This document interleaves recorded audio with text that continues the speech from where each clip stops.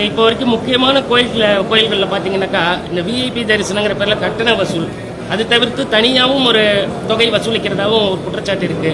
அதை தடுக்க என்ன நடவடிக்கை எடுக்கலாம்?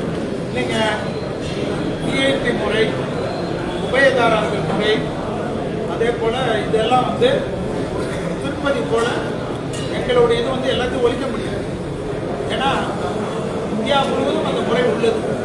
உடனே அடுத்த கேள்வி வரும், காசியில் இல்லையான்னு வாங்க, ராமர் கோயிலில் இல்லையான்னு வாங்க. நான் என்ன சொல்கிறேன், திருப்பதியில் ஒரு மரம் இருக்கு. பிரம்ம முகூர்த்த காலையிலேருந்து 6 மணி 7 மணி வரைக்கும் அந்த கட்டணத்தில் அவங்களுக்கு அந்த டோக்கன் சிஸ்டம் இருக்குது. அந்த டோக்கன் அதே போல் கோயில்களுக்கு உபயதாரர் இருக்காங்க. ஏன்னா அந்த உபயதாரர்கள் கொடுக்கக்கூடியதுக்கு அவங்க அந்த கௌரவத்தை எதிர்பார்ப்பாங்க. அவங்களுக்கு வேண்டான மரியாதை நீங்கள் கொடுத்து தான் தீரணும். சில ஒரு கோயில்களில் பரிவர்த்த முறையெல்லாம் இருக்குது. தலைமுறையாக சிலருடைய முறை இருக்குது. அந்த முறையெல்லாம் நம்ம கொடுக்க முடியாது. அவங்களுக்கு அந்த நேரத்தை ஒதுக்கணும். ஏன்னா கிட்டத்தட்ட 4 மணிக்கு ஆரம்பிக்கிறீங்கன்னா கோயில் சிலருக்கு ஆரம்பிக்கிறது இல்லை. 6 மணிக்கு ஆரம்பித்தாலும் இரவு 9 மணி வரைக்கும் இருக்குது.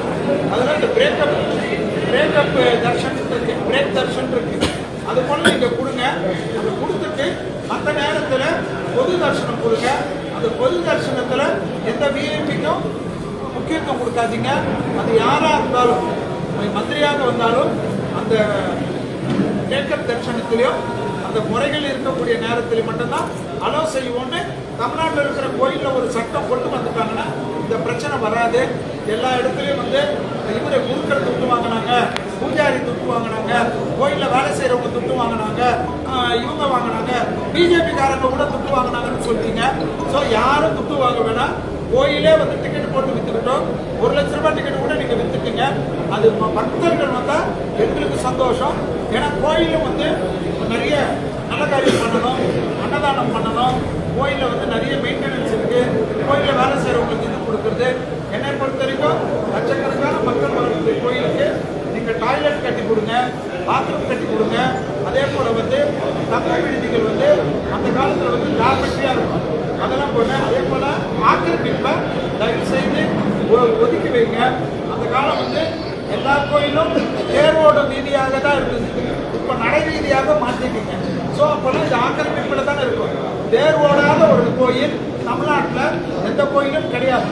அப்போது அவ்வளோ பெரிய தேர் போகக்கூடிய கோயிலை அதே போல் எங்களுக்கு திருப்பி ஆக்கிரமிப்பெல்லாம் நான் என்ன சொல்கிறேன், வேறு ஏதாவது ஒரு இடத்துல இருந்தால் நைட்டோட நைட்டாக எல்லா ஆக்கிரமிப்பையும் தூக்குறீங்கல்ல.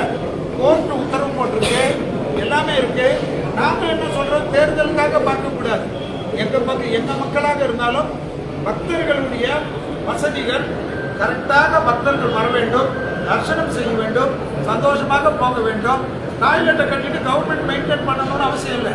தனியாருக்கு கொடுத்துட்டாவே அவங்க கோயில் திருப்பணியாகவே அவங்கள வேலையாட்களை போட்டு நன்றாக மெயின்டைன் பண்ணுவாங்க. அரசாங்கம் இதெல்லாம் செய்யணும்னு தான் நாங்கள் கோரிக்கை வைக்கிறோம். நாங்கள் அரசாங்கத்தை குறை சொல்லலை. எங்கள் கோரிக்கை நியாயமாக இருந்தால் செய்யுங்க, நியாயம் இல்லைன்னா செய்ய. அறநிலையத்துறை தரப்பில் ஏராளமான பல்லாயிரக்கணக்கான நிலங்கள் மீட்கப்பட்டிருக்கு அப்படின்னு அமைச்சர் சேகர் பாபு சொல்கிறாரு. அதை நீங்கள் நம்பலையா? அதாவது நான் என்ன சொல்கிறேன், பல லட்சம் ஏக்கர், 1 லட்சம் ஏக்கர் இல்லை, நம்மளுடைய கெசட்டில் எடுத்து பார்த்தீங்கன்னா பல லட்சம் ஏக்கர் இருக்கு. அந்த பல லட்சம் ஏக்கரில் பல ஆயிரம் ஏக்கர் மீட்கிறது பெரிய விஷயம் இல்லை.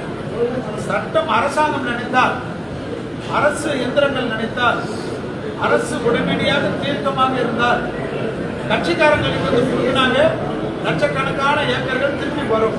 அதை நீங்கள் நியாயப்படி நீங்கள் ஒன்றும் வச்சுக்க வேணாம்னு சொல்ல. பொது ஏலத்தில் குத்தகையே கொடுங்க, அப்புறம் விற்க சொல்லலை. அதிகமாக யார் குத்தகை எடுக்கிறாங்களோ அவங்களுக்கு கொடுங்க. இது வரைக்கும் குத்தகை வாடகை வரலன்னு எவ்வளோ கேஸ் எச்ஆர்என்சியில் இருக்குன்னு நீங்கள் லிஸ்ட்டு கேளுங்க.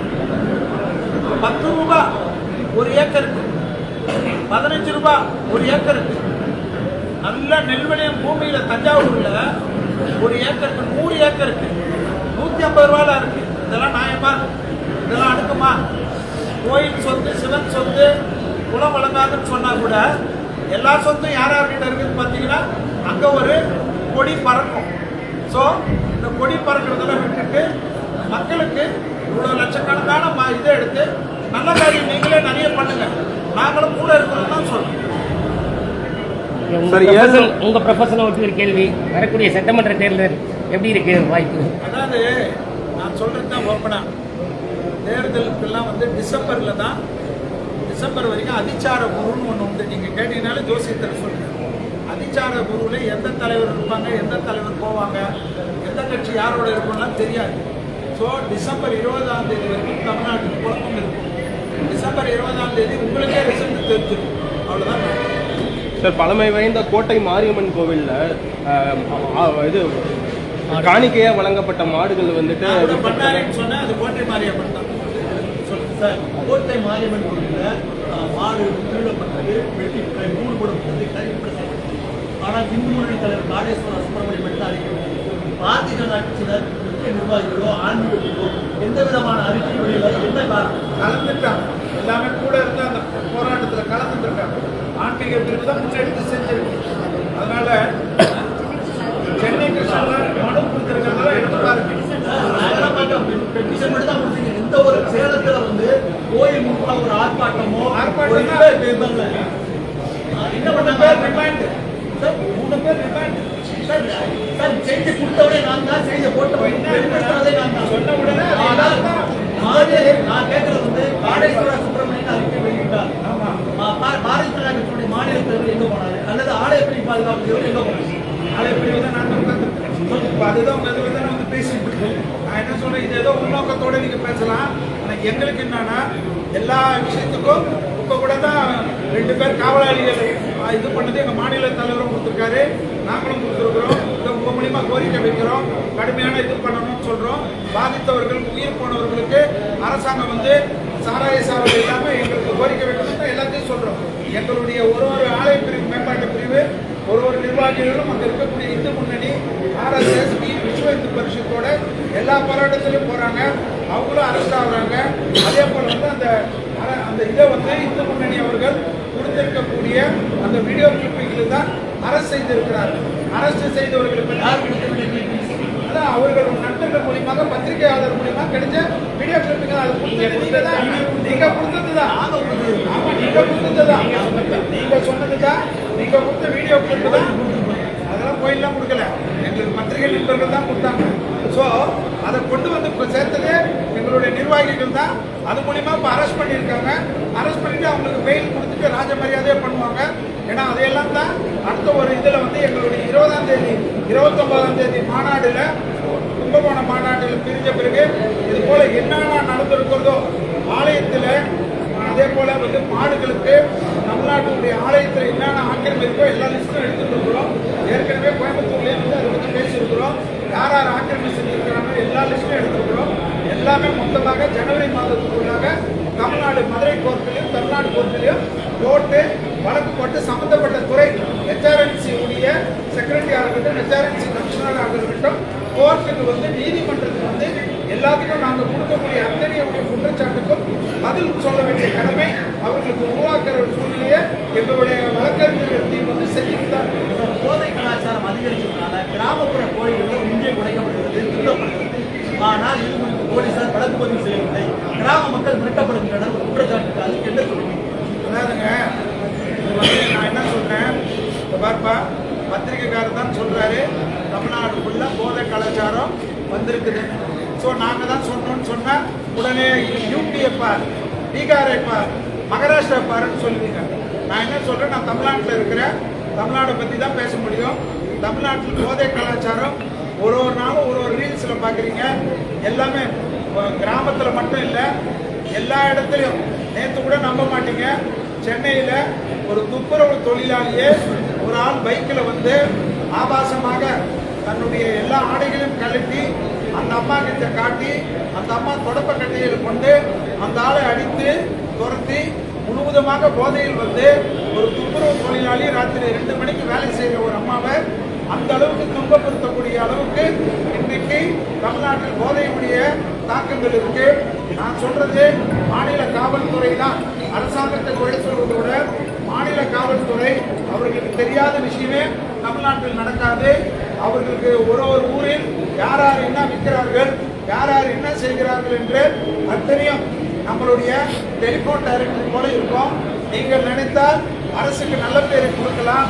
நீங்கள் அதை வந்து ஏன் இப்படி மெத்தனமாக எந்த மாவட்ட தலைவர்களுக்கு எந்த மந்திரிகளுக்கு கட்டுப்பட்டு இருக்கிறீர்கள் என்று எனக்கு தெரியாது. தமிழ்நாட்டுடைய போதை கலாச்சாரம் இப்படியே போய்கொண்டு இருந்தால் அது எப்படி நிமிர்ந்தத்தில் முடியும் என்பதை கூடிய விரைவில் இந்த அரசாங்கம் சந்திக்க போகக்கூடிய ஒரு மிக ஆபத்தான ஒரு விஷயம்.